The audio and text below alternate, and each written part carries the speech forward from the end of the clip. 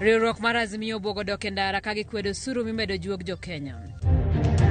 Atamala 11 mar mine keny magi okethore kendo dak kendgi ka ipimo gi atamala 5 mar chuo ma odak oko mar keny kaluwore kod lipot mar migawo marango ngima oganda. And project ma partly sponsored by the European Union to odwa kelo ng'eyo e yo mar pidho rech kaka tilapia gi catfish to ok tiyo kod yore mapile mag pond mikunyo. Bad migawo mar pith rech ochako chenro mageto jiwo pith mar rech mar kamongo kod ngege e kaunti ma Siaya.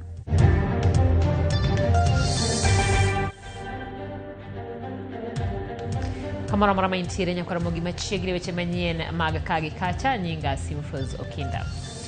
Kawachako ni jatend piny William Ruto chung kod okang' mar sirikal mar medo osuru kowacho ni mano otim mar medo yuto piny owacho kendo duoko chien manyo hola koa kuom pinje maoko. Wacho ni ging'iyo mar ting'o malo yuto mar osuru kowuok e atamalo 14 nyaka atamalo 16 kachopo giko higani. Omedo ni kata beni gi sani mae neno ni en pek mar japiny jo Kenya biro yudo ber e kinde mabiro. We look at our peers and Kenyans have been socialized to believe that they pay the highest taxes. But empirical data shows Kenya as of last year, our tax as a percentage of our revenues was 14%. Our peers in the continent is on average between 22 and 25%, which means we are way below, our taxes are way below those of our peers, And I'm not comparing ourselves with OECD countries. Countries like France are at 45%, others are higher. So I persuaded and I made a case to the people of Kenya that we must begin to enhance our revenue. Because if we are a serious state, we must be able to enhance our taxes. So my drive is to push Kenya. Possibly this year we will be at 16% from 14%. I want in my term, God willing, to leave it at between 20 and 22%. Johala e dhowath madunga koro kwano lal kalore gi rochruok e chenro mag ohala e dhowath makamano magiwacho ni biro kalore gi ng'ok mar nam lolwe masiko monjo gi kinde ka kinde kata bedo ni yande gigero ohinga e alworano. Giwacho ni kwan jowuoth malimo dhowadhno bende medo mana dok piny. Giywak ne piny owacho mondo orugi kony mapiyo piyo mondo resgi e midhierono manyaka gi e sechegi osemiyo thothgi owito thuolo mag yuto.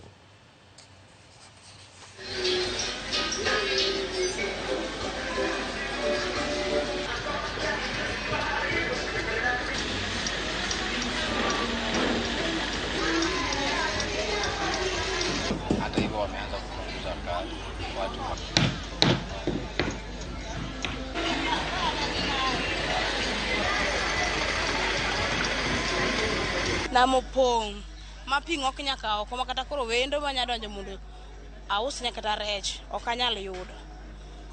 Nam sani pisani ng'oko mang'eny makata katimra onge. Samoro odwano idhi nyaka lam, samoro be ochako dok. Kasan to ng'eny masani kose ng'ok mo ochochopo kae to koro kata koro ohala koro lora. Kata wendo kobiro okonya dhi bot keche openyo odhi nam to pigne matero ji. Koro onge otherwise kaka wanyalo timo. Okay, kaka gisani king'iye iyudo ka at least pod ibono ka pod pi odok sani pok obiro. Then oluwore gi weather, climate change ka weather change to pong kabisa. Ka ngibiro gi mosafari ibodo kopong nyaka kondara kata mtokni ok nyal donjo. Kama okete maram kata kiteno mano konyo mana ji 2-3 moko kaka otel komo pange no but koduoko konyo to kokonyo. Atamala pakod achiel mar mine keny magi kethore kendo dak kendgi ka ipimo gi atamala 5 mar chuo ma odak oko mar keny. Ma oyange kinde nyasi mar dhialo ber mar familia ma otelie kod jaod jatend piny Kenya Mama Rachel Ruto. Migao mochung' ne rango ngima mar oganda ahinya to anyuola oyango ni gisechako tiyo kod riwruoge ma ok mag piny owacho e chiwo puonj ne jo Kenya mondo odwok piny kwan mar keny makethore kaka achiel kuom yore mag rito ngima nyithindo.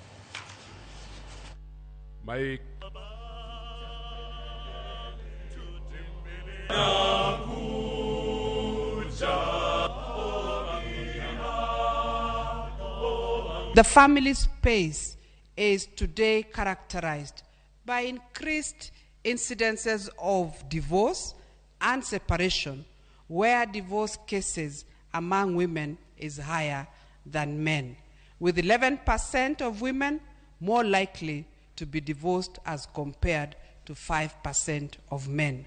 Count ourselves blessed if we come from a functional family. Many families today are broken. Separation and divorce rates have increased and children are suffering from neglect and abuse, even within the family setup. Today's celebrations and the launch of the National Policy on Family Promotion and Protection is yet another show of commitment by the government to strengthening families across our nation. Komiti mar NGCDF mar Alego Usonga odiochieng' ma kawuono chiwo omenda maromo $1.3.9 ne bazari mag skunde sekondar mag dak kod mak jopuonjre manigi ng'ole. Kinde ni mani chiwo basarigo, apisa mar NGCDF Amos Amolo kata Apollo yango ni kuom omenda go $1.2.9 biro konyo jopuonjre manie skunde sekondar mag dak ka $1 modong biro konyo jopuonjre manigi ng'ol.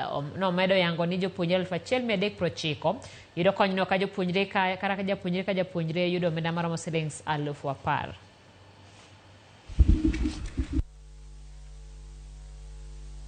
The total amount we are going to release this morning is 13.9, sorry, of which 12.9 will go towards boarding and 1 million will go towards PWDs. And I think that these checks should be in school this week, if not today. The checks are ready for collection and we believe they'll be able to be picked as from this morning. Ungeo, the only national school mwan go en ngia. Toka a manager somo tuchwe makuwinje. Oknyis ni nyithendwa kidhiga national school. Ngia be nyithendwa ntie. Ma check madhi ngia nikech ngia being a national school okao nyithindo across the whole republic. Nyithindo maning'ia manyicho apply wamiyo a total of 190,000. Mano kwa weyo nyithindo mani a full scholarship mawan kong'ia. Bad migao mochung' ne nonro mag nama kod weche mag pith rech mano Kenya Marine and Fisheries Research Institute kao riwre kod migepe mamoko ochako chenro mag geto jiwo pith mar rech mar Kamongo kod Ngege County ma Siaya. Kagiloso gunja jatend jotim nonro maduong' mar Game Free Peter Odote oyango ni chenro no madhi kao higni 3 idhi taka gitiyo kanyakla kod riwruok pinje jowagunda EU kendo muonyo $885. Olero ni kao kalo e chenro ni ma idhi chake kar chung'od bura ma Ugunja gitano chiwo graduo jodak gi puonjo jopur mine kod rowere yore manyien mag medo ndhadhu ne rech.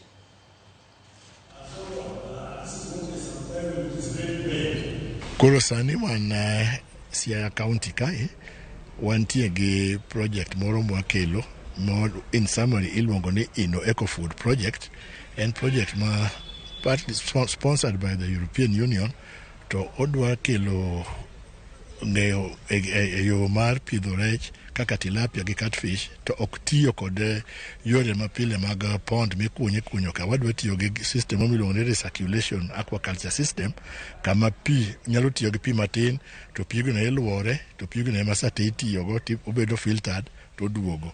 Kae rech mwabo keto kanyo en tilapia kod catfish nikech mago rech mong'ere e kor gwenge makaegi. Wadwa time thuolo ma higni 3 wan kod oriwo partners mang'eny. Wan gi institution Kenya kae wan gi institutions about a beach matiyo. Odwa nyiso jowa ni wanyalo pidho njiri mondo watigo njiri ni mondo konywa. To kopogre go njiri nitiere kudni miluongo ni black soldier fly. Kutene chalo gi kut lwang'ni lakini bet gidongo molo lwang'ni. Gigi kimiyo chiemo modong' e jikon, kimiyo gik mowuok e chiro, alode, fruits, matunda, gik modong' e chiro mang'eny go gichamo gi magiregi magibed mayom magilok gi manyiwa. Ng'ama pidho rech kata youth kata any woman can get into this venture. Alafu wajiwogi mondo gibed gi skills mag tiyo gi digital tools. Jotendruok mar NASS e kaunti ma Kisii obwogo chungo chenro mag tije suptende duto te mag piny owacho e kaunti no kaluwore gi achiedh nade magikaloe. Ka giloso oko mar suptal maduong' mar Kisii, NASS go wacho ni deko mar osara maggi ma kinde ka kinde en achiel kuom gik momiyo gidwaro dhi ng'anyo chakre chieng' tich abich mar jumani. Gidwaro ni gavana e kaunti ma Kisii Simba Arati odonje dwaro makamano. Komachielo jatend migawo mar thieth e kaunti ma Kisii okwedo dwaro mar NASS gi ka giwacho ni kowacho ni tijegi biro dhi mbele mana kaka pile. Solidarity forever. Solidarity forever. We know that since this government came into place, no nurse has ever been promoted, no nurse has ever been gone to school, no nurse has ever been designated. Tumekuja hapa kama wauguzi wa Kisii County Government kuregister our grievances concerning the salary delay. Tumekuwa tukipata salary wakati siku zimeenda, na hiyo sio mzuri kwa county government, and it has been a tendency that always there is salary delay.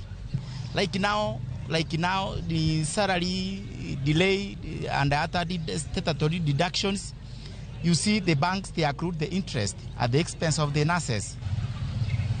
Tunawapea strike notice chairman na watu wa union ambao ni officials. Mali imefika, tumechoka, punda amechoka, tunataka kuweka mizigo chini tupumzike. Riwruok mar siasa mar Azimio obwogo mar bago ng'anyo e konde duto mapacho ka mar kwedo paro mar chik mar omenda mar higa 2024. E romo margi mar twak ewi paro mar medo kwan osuru kokalo e chike omenda no, ogai mar Wiper Kalonzo Musyoka wacho ni kweth maketo piny owacho tesre ok bi yiene sirikal mondo kal chik no. Kokwayo jod bura duto mag Azimio mondo kwed paro mar chik mar omenda no e seche ma ibiro chwale e nyim od bura. Paro mar chik mar omenda mar higa 2024 geto medo kwan osuru nyaka 19% mabiro miyo nengo makate grams 400 medore gi siling 10. Your only dreams are how to make life even more difficult for Kenyans. Which other areas can you impart some pain on Kenyans until you get to the place where you are thinking of imposing taxation on bread and on motor vehicles which are overtaxed in the first place? This is a clarion call to the Azimio fraternity and all Kenyans of goodwill that we are ready to exercise our constitutional right under Article 37 of the Constitution of Kenya. That is the right to peaceably assemble, to demonstrate, to picket, and to present petitions to public authorities.